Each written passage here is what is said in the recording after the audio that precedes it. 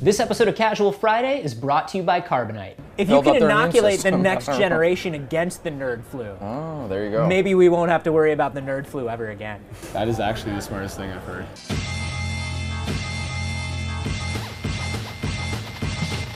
So this is, you guys have all been at PAX for multiple years now. Yeah. And you've all been showing off stuff for a while now. What is it like being standing at the booth and just showing off your game all day long? Because you do 20-minute bits of your game to a billion people every day. Who wants to hit that one first? Roughly a billion. It's embarrassing. It's really embarrassing. No, it's for me it's awesome, and the other guys from Firaxis that come out to represent. It's just, this is going to sound cliche, but it is really fulfilling because you put in so much time to try to bring something to life that you're passionate about for 3, 4, 5 years, and you have valleys of despair where you're terrified that it's going to be terrible. And then to see fans excited and the look on their face, it really is humbling and satisfying. So it's super cool to see that. And I feel like PAX has got to be nice too, because you know that it's the end player, right? It's actually the person right. who's excited about It's our people. Yeah. It really is our people. And that's so we've been showing Time Force at 4 straight PAXs, right? We showed it after 30 days of work, pretty much. Wow. Right away, we're just okay, let's just see what happens. And it's, it has this amazing impact of the game being shaped by the people who are going to play it in the end anyways. You know that the people who are here because they love game culture, and if they love game culture, then they play your stuff, and they don't like it.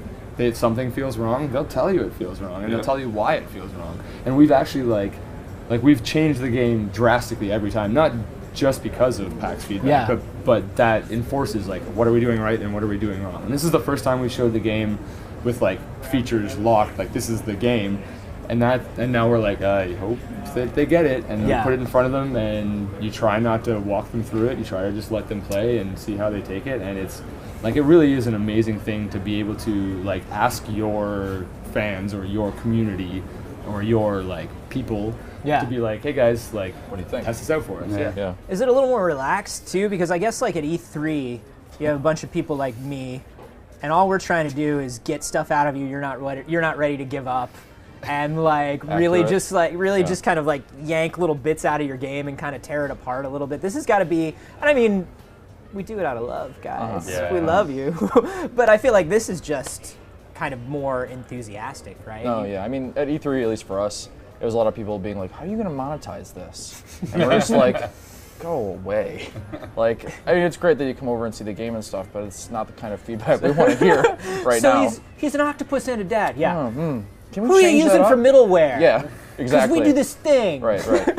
But then you come here at PAX, and it's awesome because otherwise we're sitting in our office, which is an apartment dining room, for months at a time, and then coming here and seeing people really enjoy what you do, hopefully, is pretty amazing. And we also sit there with notebooks or our phones or whatever, and we're taking notes and talking to people and trying to get out of them what they really want to see in the game, because it's more, I feel about what they're looking to do rather than just how they feel about what you've already created with us, because we've been showing the same 2 levels for 3 PAXs now, but they've changed drastically in their structure and just little things that make the world of difference, even in just the menu system, getting from people from just having the controller in their hands to playing the game as fast as possible and in the least confusing way as possible, because this is our first commercial game. Yeah. I feel you guys have such a fantastic PAX game too, because it's so immediately surprising. Right. We put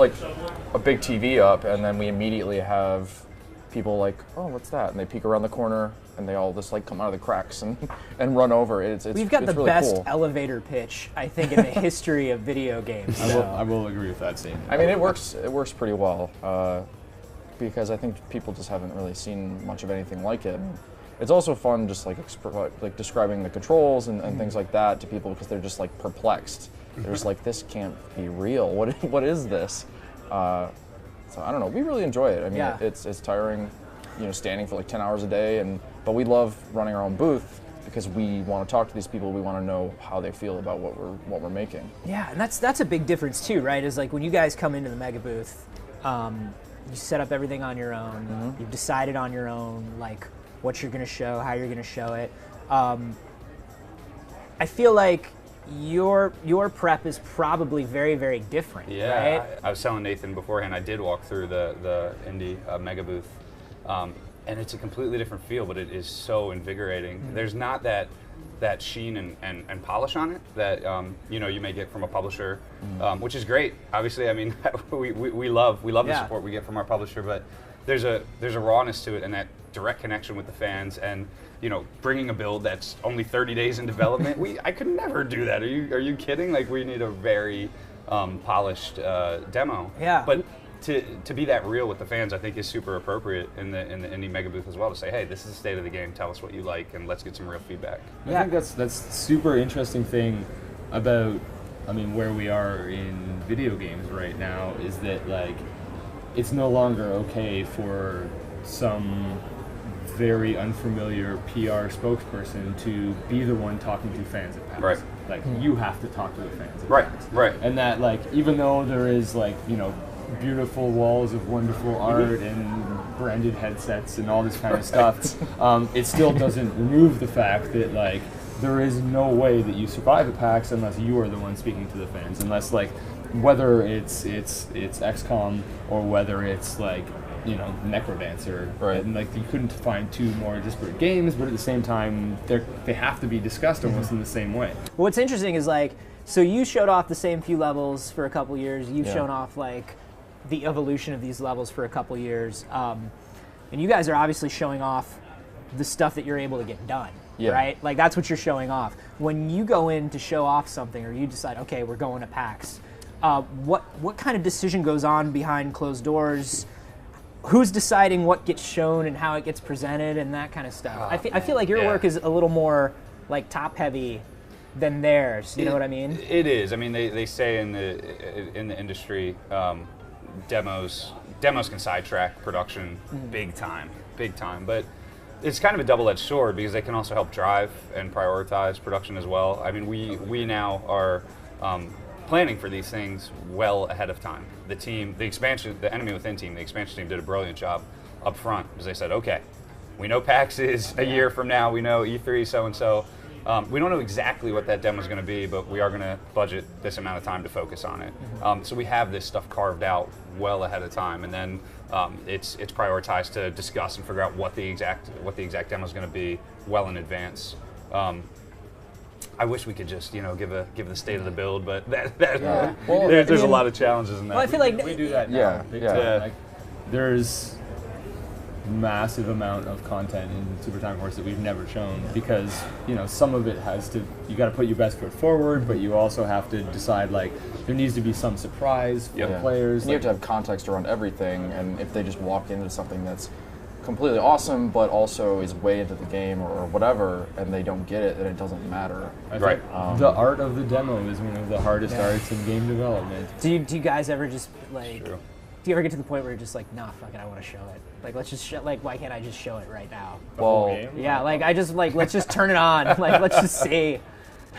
Like, because don't you, after 4 days, especially like in a guided sort of thing, you have to be like, no, I can't do this one more time. I can't show a guy how to do this one more time. I want to show this cool thing that we're working on. Like, how does that feel? I do think that a big part of demoing to people is not having to do too much, right? Like, the game has to be able to, like, you have to let people just play. And sometimes you want to help them out, or sometimes you want to, like, show them or remind them of cool features that they might not have found on their own because they're playing a certain way. But for the most part, like, we sat there a while back saying, okay, like, you spent a bunch of time on this, like, really crazy tutorial level at the beginning of the game that teaches everyone how to play it, and we were just like, we're not going to include that. We're just going to hand them a controller and see what happens, and let them try it, and if they can learn it, then that means that the tutorial will make it easier or better, or we can find those points where people are super confused and try to iron that out. So There's got to be some value too in, like, you know, as press, I'm kind of like inundated, demos, trailers, like all this. Like, I constantly know what everybody's up to, but I feel like you guys have to be so head down all the time on your own thing. Do you get time to, like, walk around and check out other people's stuff? Like, is that valuable to you, or are you kind of locked in? It is. I mean, I like to go check out new stuff, and that's great. I think I've maybe played 1 or 2 other games though. Yeah. It's been like, and it's like 5 minutes at a time maybe, because we've got 3 people here right now from the studio, but we're all at the booth at one point or another. I mean, I don't know. We thought about bringing people in even to like volunteer or something, but then I feel really this weird feeling of like I'm not there showing it off and it's our baby and like that sort of thing. I mean, you guys are getting bigger too. Is that, have you ever thought about that too, where it's just like maybe there will be somebody who's just running a demo at a Cappy booth at some point? We were lucky to have some volunteers this year just to help us out and make sure that we had enough people around just in case to like deal with merch stuff and so on. Like I organize PAX by myself pretty much, like everything from booth to merch to like, because that's like everybody else at the studio's heads down trying to final the games, so there's not a lot of extra people around to do it. I would love for someone to do it all for me. That would be, you guys, anybody looking for that role?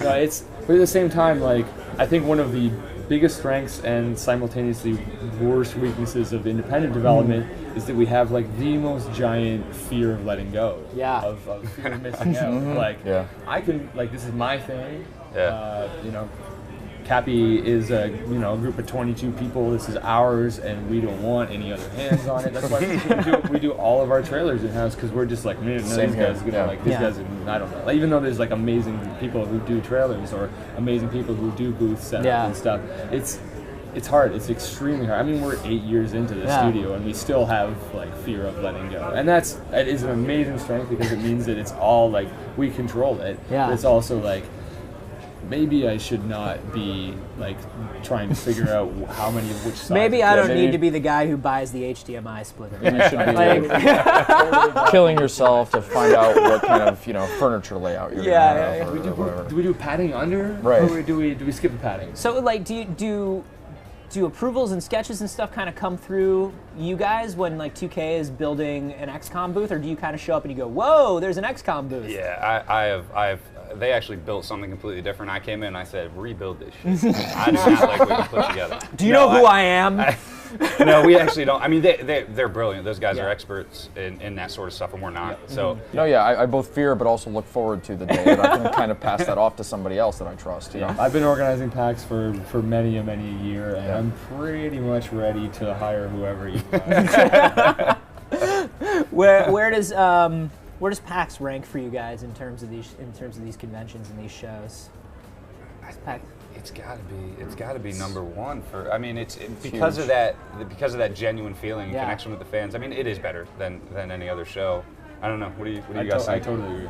See, like, E3's all glitz and glamour. GDC is like summer camp. And PAX is the PAXs are the only time that we get an opportunity to like just hang out with people who love video games. Who are the people who make what we do worthwhile. So like, if it was like, I mean, I would have loved to have done PAX Australia if it wasn't across the globe. Right. I would love a 24-hour flight. Yeah, I'd love for them to do this like 4 times a year. I'd be tired, and I'd probably get the PAX flu another 2 times. But like, it's just like you said about the Indie Mega Booth, and I think part of the reason why PAX is so special is because like you can't help but get super hyped about what you do. That's right. Whereas, I mean, like, whereas when you're by yourself or you're working and your head's down, and sometimes there's times where you get a little bit cynical about what you're doing, and then you come here and you're like, playing video games. And this is like black magic to most people, and they're super excited about it, and now I am too, because I'm back in this feeling, this vibe. Yeah. And I think PAX has done an extremely good job of like creating some kind of like idea that even though you're going to PAX by yourself or with your friends, that there's like a community around video games and video game culture. It's not just about like what's new and what T-shirt am I going to buy and who's going to give me free stuff. Even though everybody loves all that stuff, but it really, like, we get a lot of people who are like, man, I've been like, I played X game and Y game, and I played this at every PAX, and we're like, so you went to all the PAX Seattles and all of the PAX Bostons? They're like, yeah, Australia, that's crazy. Oh yeah, I talked to someone from Boston who went to Australia for PAX. Wow. Like, it's a really special thing, and I definitely think that consumer-facing stuff, which is the like official term, I guess. But like Yeah. the thing where it's just like the random people who love the stuff that we love, there's nothing else like It's that. invigorating. It Yeah. lets you. It reminds you that it's not like this thing that you're doing for a job. It's this Right. thing that you're doing for a job because you love it. Right. And you want to be around other people that love it. Yeah. As much Awesome, as you and do. Yeah, it's an opportunity for us too to connect face to face for the first time with people that you know love the game. That might, I guess it can be borderline creepy sometimes, but there are amazing people that sleep, eat, and breathe what you've made, and they end up knowing the game better than you do. Oh, yeah. So to finally meet them, that's cool. Yeah. I mean, because we're all dorks here. We get so passionate about the work that we do, and then to see somebody else that loves it as well. We had a guy for XCOM that beat the game on Impossible Iron Man, which I thought was impossible. I don't know if you've tried that. Wow. But it's ridiculous. It's completely. I'm extremely the bad guy at your enjoys game. guys. punishment. I'm like I remember really, you really, are. yeah, I'm really bad You at are. your game. But he beat Impossible Iron Man. He bought like 5 SKUs. He bought it for like every single platform. What? Just because he wanted the badge and the special edition. So to finally be able to meet this guy and be able to reward him and honor him is really cool. We were able to give him really cool stuff, honor him at the panel, and it's That's amazing. It's cool. It's really cool to be able to give back a little bit. Yeah. Yeah, seeing the same people come back all the time and knowing them is really cool, and being able to give them like a glimpse into to how it's made and stuff like that. Or having them, like I said before, like we've changed little things from here to here, and here to there, and having people come back and like notice them and point them out and be like, oh, did you guys change that? Like at the beginning I of. think I did. You might be Oh right. yeah, exactly. I'm even like Been like, so oh, long. I don't. Right. like someone notices that at the beginning of our demo, Octodad at one point was wearing a suit jacket because we just hadn't made him with a normal like button down. Yeah. And then we changed it at some point, and then someone was like, "Didn't he have a different suit jacket on before?" And we're like, "Oh yeah, he goes and puts it on before." And Like later, pushes and up he's his like, glasses. He's telling you about yeah, Octodad. exactly. Cannon. And I'm like, "What is going on? This is awesome."